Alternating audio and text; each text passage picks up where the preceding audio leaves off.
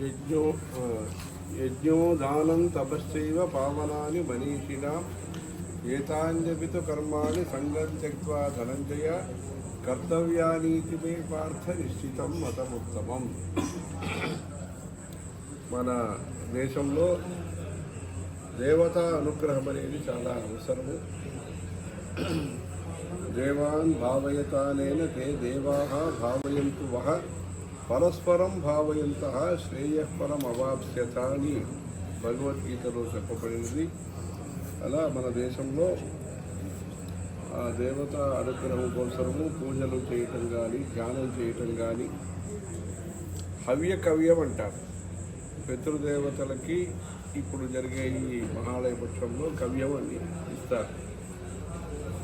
పితృపూజనం అది మన పీఠాపురము, మన ఇది గయా, గుజరాత్లో మాతృగయా అని సరస్వతి తీర్థము, అట్లా అనేక క్షేత్రంలో హవ్య కవ్యాలని చేస్తారు. ఈ కవ్యం అనేది పితృపూజనానికి ఒక ముఖ్యమైన విషయం. షణ్ణవతి అని ఆ 96 రోజులు పితృపూజనం అనేది సంవత్సరంలో చేయటం. ఇలా పితృపూజనము, ఋషి పూజనం కూడా మనకి చాలా ముఖ్యమైనది. ఆ ఋషి పూజనంలో మనం బ్రహ్మచర్యేన శ్రద్ధయా అని చెప్పి ఆ భక్తి, శ్రద్ధ, మడి ఆచారాలు, అధ్యయనము, అధ్యాపనము, అలా ఋషి పూజనం. దేవత, ఋషి, పితృల కోసం ఇదండి. ఋషుల కోసం అధ్యయనము, తపస్సు, ప్రాణాయామము, నియమాలు, ఆహార శుద్ధం, సప్తశుద్ధి, మంచి మడి ఆచారంతో ఆహారాల విషయము. ఆంధ్రదేశంలో ఈ ఆహారం అనేది కూడా ఒక పూజలాగా ముఖ్యమైనది. అందుకని అది అలా వచ్చినప్పుడు ఆచారహీనం న పునంతి వేద. ఈ వేదం, శాస్త్రాలన్నీ కూడా మనకు మంచి ఫలితాన్ని, పూర్ణమైన సకారాత్మకమైన ఫలితాలు ఇవ్వాలంటే ఈ ఆహారము, ఆచారము ఇవన్నీ కూడా మంచిగా ఉండాలి. ఇవన్నీ ఉన్నప్పుడు దేవతారాధనానికి శ్రౌత స్మార్త కర్మలు అంటారు.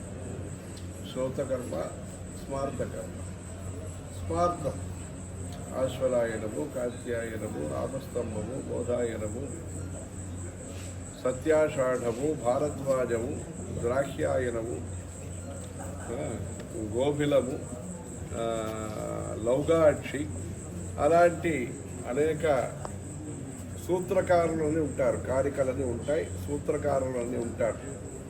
వాళ్ళు చెప్పిన విధానంగా 40 సంస్కారములు ఇవన్నీ చెయ్యాలి. 40 సంస్కారాలు. తద్వారా జాతకర్మ, నామకరణం, అన్నప్రాసనం, వివాహం, ఉపనయనం, వివాహము, గర్భాధాన సంస్కారాలన్నీ ఉంటాయి. అలా ఆ స్మార్తకర్మ, స్మార్తాగ్ని అంటారు. అది ఆ సూత్రకారులు చెప్పిన ప్రకారంగా. శ్రౌతాగ్ని అని ఆ శ్రౌతాగ్నం అన్నప్పుడు నమస్తే గార్హపత్యాయ, నమస్తే దక్షిణాగ్నేయే, నమ ఆహవనీయాయ, మహావేత్యే నమో నమః అని చెప్పి ఆ అరణి మథనం చేసి దాని నుంచి ప్రారంభించి ఈ ధర్మసూత్రము, కల్పసూత్రాలు ఏమేమి ఉన్నాయో ఆ కల్పసూత్ర ప్రకారము, శ్రౌత సూత్ర ప్రకారము ఏమేమి సప్త సోమ సంస్థలన్నీ ఏమేమి ఉంటాయో అదన్నీ, అలాంటి సప్త సంస్థలన్నీ చేసి వాజపేయమని ముఖ్యంగా అది ఆ రోజుల్లో మన స్వామివారు ఆ వాజపేయానికి చాలా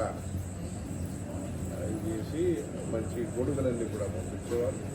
అట్లా ఆ వాజపేయం అనేది వేదంలో తస్మాద్వాజపేయాది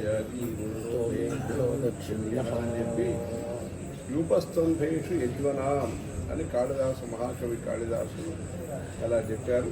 అందుకని మన దేశంలో ఈ స్మార్తాగ్ని కానీ, శ్రౌతాగ్ని కానీ, మంచిగా శాస్త్రీయ ప్రకారంగా అగ్ని ఉపాసన చేసినప్పుడు శ్రియమిచ్చే దుదాసన అని చెప్పి ఐశ్వర్య ప్రాప్తి అనేది మన దేశానికి, మన ప్రజానీకానికి మంచి సూరిష్టి, సస్యాభివృద్ధి, ఇంకా ఐహిక ఆముష్మిక శ్రేయస్సులు అనేది. అందుకని మన దేశము ధర్మదేశము, పుణ్యమైన దేశము.